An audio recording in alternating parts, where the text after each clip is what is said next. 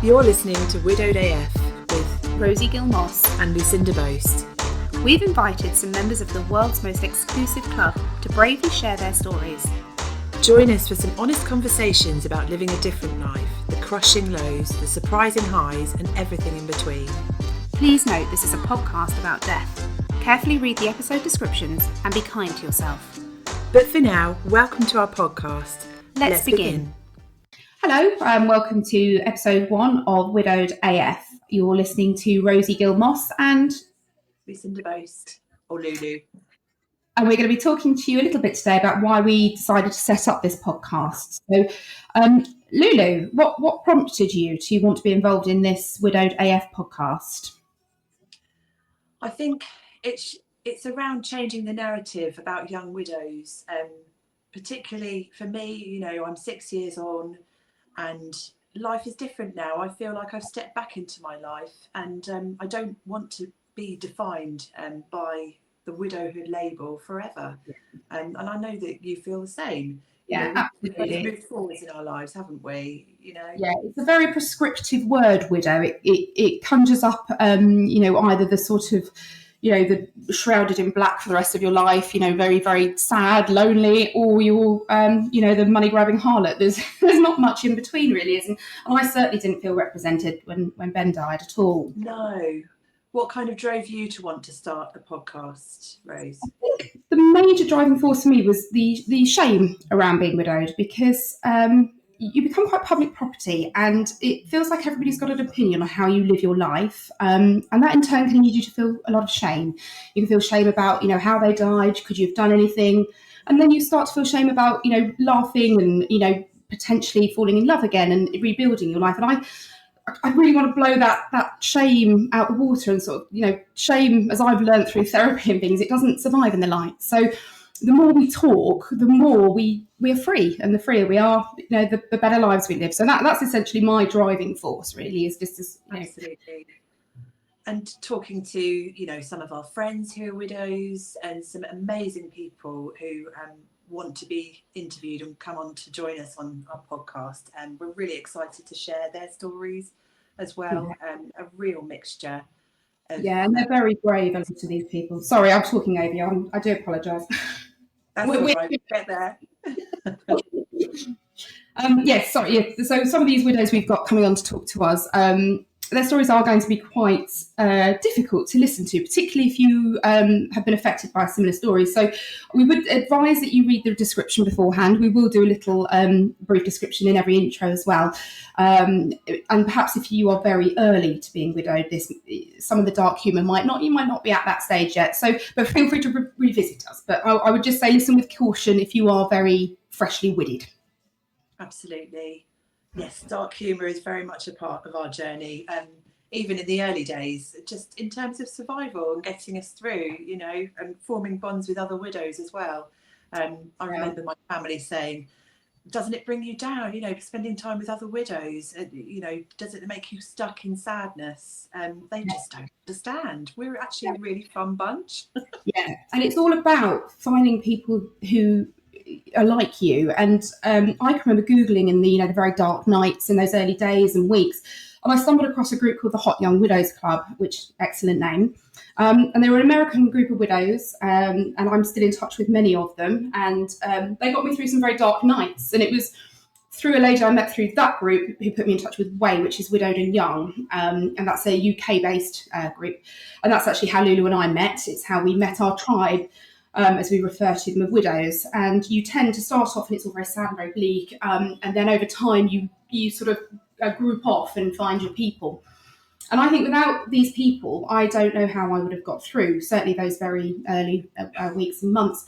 But I spoke to a woman yesterday who was widowed in 2015. She'd never even heard of WAY. So the information is not readily available, and to a lot of people it looks quite daunting because it doesn't feel like who you are. The word widow doesn't resonate. No, you don't immediately step into that identity, do you? You're still missing your partner and you haven't even married them yet. It's hard.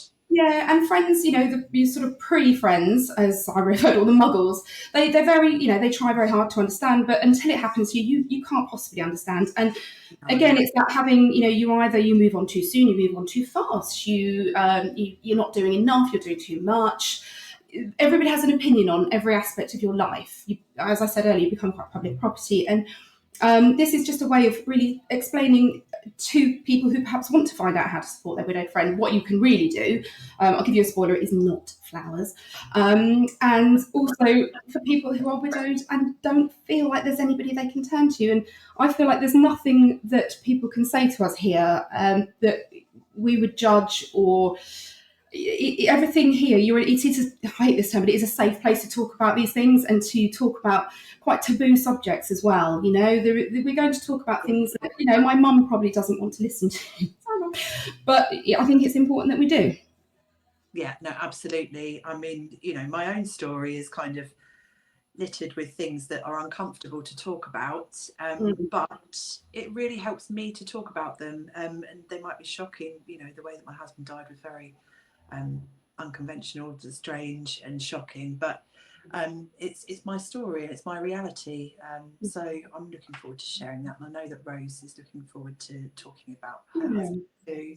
The difficulty you'll have is shutting me up, I think. But this is the other thing is, you talk about having shame around the way your husband died, and that's another element. It wasn't you, and very much. You end up carrying It made our relationship public property suddenly, because my husband was with another woman when he died, and I had absolutely no idea. And suddenly I was facing all these questions from family about my relationship. Well, didn't you know? Weren't there any signs? And some of them started sort of plucking memories and saying, well, he didn't see him himself a few weeks ago. Yeah, exactly. And suddenly everyone has an opinion and a view, and maybe they're trying to help, but gosh, it really didn't. So and you sort of think you become almost afraid to express joy and happiness again, because you're worried about how people will perceive you. And I found it I did a thing on Instagram where I posted a sort of moment of joy every day. It makes me sort of cringe a bit now, but at the time it was a little bit, I guess, like a gratitude list. It was a way of finding some happiness in each day that passed. And in many ways it was helpful, but some days I'd post things and I think to myself, that looks like we're all right. And we're not all right. We're not, yeah. You almost try and protect other people from your pain. And something I've learned as I've sort of got further into this journey is, that's not really your problem. And if somebody asks you how you feel and what happened, then tell them. Don't give the sanitized, clean version. Tell them. Absolutely. I remember even my dad saying, this story's so horrific, Lou. Are you sure you want to be telling people about it in the early days? And I really took that on board. I thought, so I'm not allowed to talk about how John died. Okay, how do I deal with that? So I had no one to really, and it's an uncomfortable subject to talk with your family about. Yeah. So none of them really wanted to hear about it. They wanted to just lift me up and distract me, I guess, which is lovely. But that's why talking to other widows just gave me that outlet that I so needed. And whilst you may not speak to somebody or hear from somebody who has exactly the same story as you, there will always be somebody for whom it's been similar.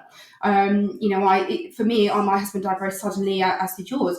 And that was one of the reasons we began to talk, because we felt that we could relate to that. And whilst it's by no means easy or worse, there is no good way to lose somebody you love.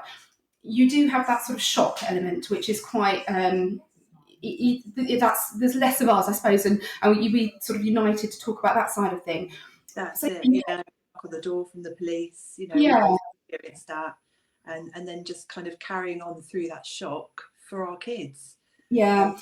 And I'm listening to some self-help book at the moment. I've turned into that person these days, and it was about how in order to process grief, you really do have to feel it. And I certainly use every coping mechanism known to womankind to numb the pain. I will talk at some point in more detail about I learned very heavily on alcohol. Other people I know, it could be food, it could even be sex, shopping. You use whatever you need to at the time to numb those feelings, but essentially they don't go anywhere, they stay. And so sometimes it is very uncomfortable to talk about things, and I have to go back sometimes and think about the moment that the door knocked. But unless I do, I'm never going to be able to move forward in my life, and I'm not moving on. I take against that, sorry, but I'm moving forward. Yes. I'm still here, and I still want to live, and I fundamentally I think that's what this podcast is about. It's about we're still alive, and it's learning how to live again. When the life that you expected no longer exists, And rebuild our lives. Yeah. The idea that we, the lives that we were living have finished, and we kind of have to start a different path, one that we hadn't planned on. None of us wanted to be lone parents, for example. No. So yes, it's living in a different kind of life, but still Yeah. remembering our loved ones. It's the life unexpected, isn't it? It's the life that and that's where grief, it's not, people sort of think you have this initial horrific loss, and you grieve the loss of your partner or whoever it may be. I'm talking specifically about widows here. And then you have this kind of ripple effect that goes into all areas of your life. And one of the things I suffered with is the loss of what's to come. And every time Ben and I have 3 children, and I think every time, that one of them has started school or moved or got an achievement or performed in a show, you're happy, but there's always that little tinge of sadness, and it's kind of learning to live with it, really, because you're never going to get rid of it. I've tried. You can't get rid of it. You have to learn to coexist, and once you accept that, everything becomes just slightly more manageable. Yeah. There's no rushing to get to that point, though, either, is it? It's really frustrating. I know we've both had moments where we've cried to each other and said, "Why has this happened to us?" And when will it stop hurting? When will it stop? And the answer is never. It just becomes, like I said, it becomes something you coexist with instead of constantly fighting. And it is the fighting of the pain that actually is the most exhausting thing, really. It is. It is, and it's trying to shut off the pain with, like you referred to earlier, alcohol or any of anything. Yeah, anything, just anything to take it away.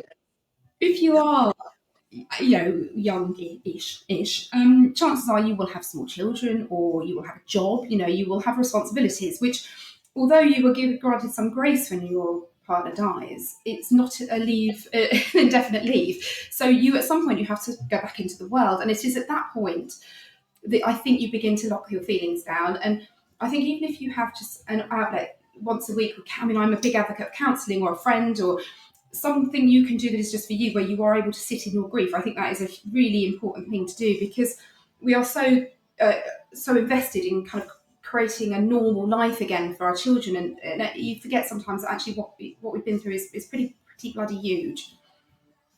Absolutely.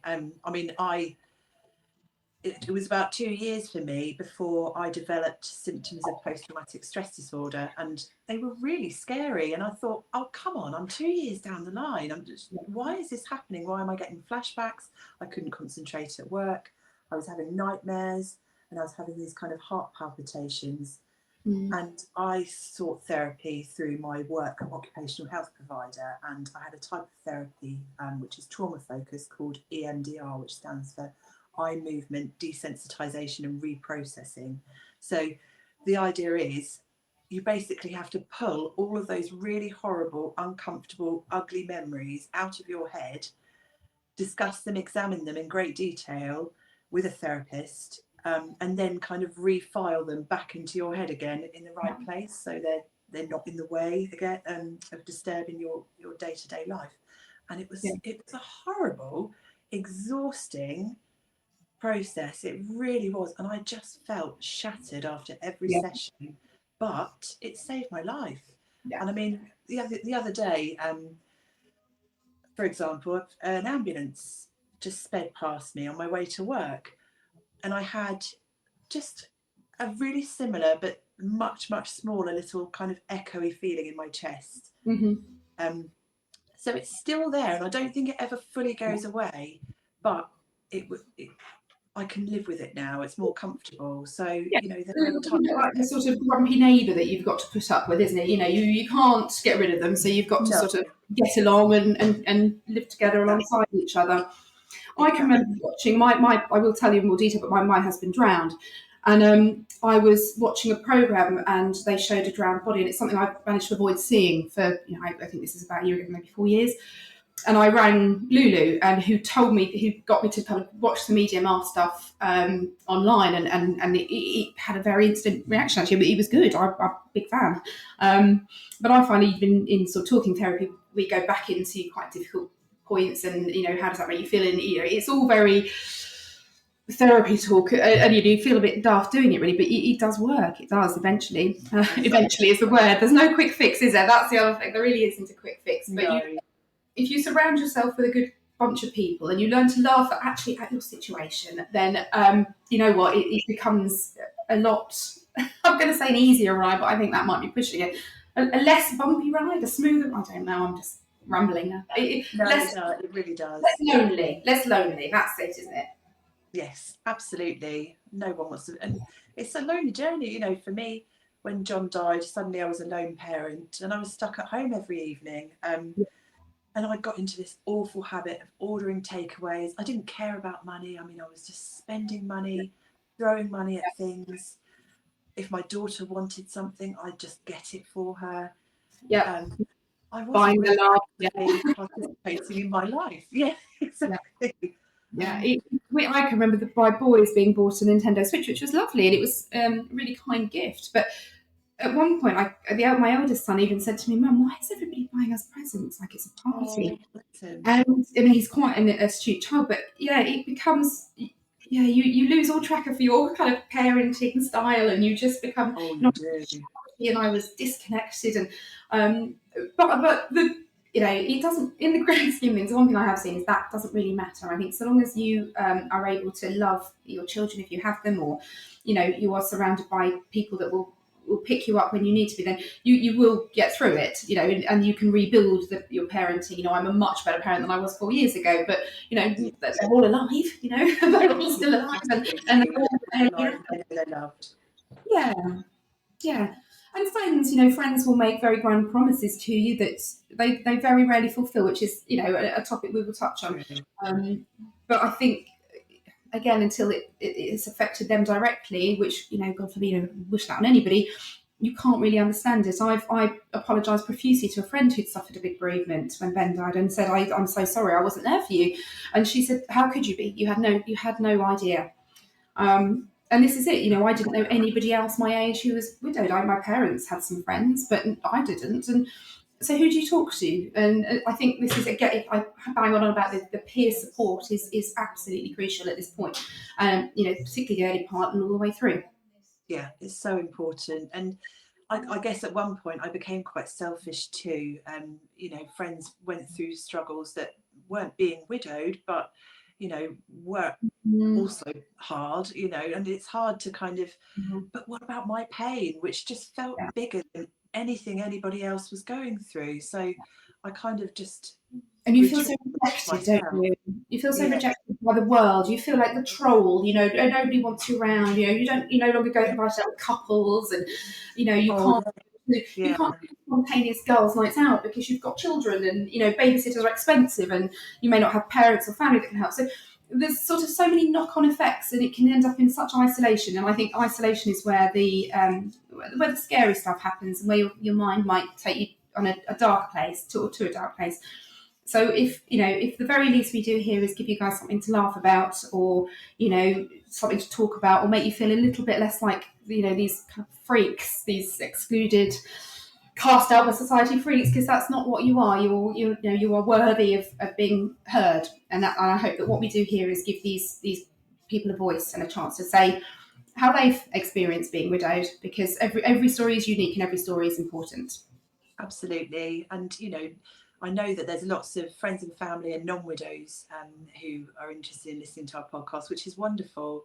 And if that helps you to support whoever it is in your family that goes through this, then that's brilliant. And I'm sure you'll enjoy our dark humour and too. So there's something for everyone. There's definitely something for everybody. Yes, you don't need to be widowed to listen. On that note, our next episode is going to be a full interview with my co-presenter Lulu. So then in turn she will interview me and do the same. We feel that if we're going to ask people to be very brave and talk to us about very intimate aspects of their lives, then we ought to open ourselves up too. You can see a little bit of a preview of these if you go onto our Instagram account, which is widowed_AF, and you'll be able to see videos of Lulu and I talking about our stories. Yeah, I'm looking forward to sharing my story with you. It's uncomfortable, but it helps me to talk. So yeah, talking is good. That's pretty much our mantra here, isn't it? Absolutely. All right, well, thank you very much, everybody. I'm glad you listened. If you stayed to the end, you've got more patience than many, and we will look forward to catching up with you soon. Definitely. Thanks ever so much, guys. Bye. Bye. Thank you for listening today. We'll be back with you soon for more from the front line of loss. But for now, as you were.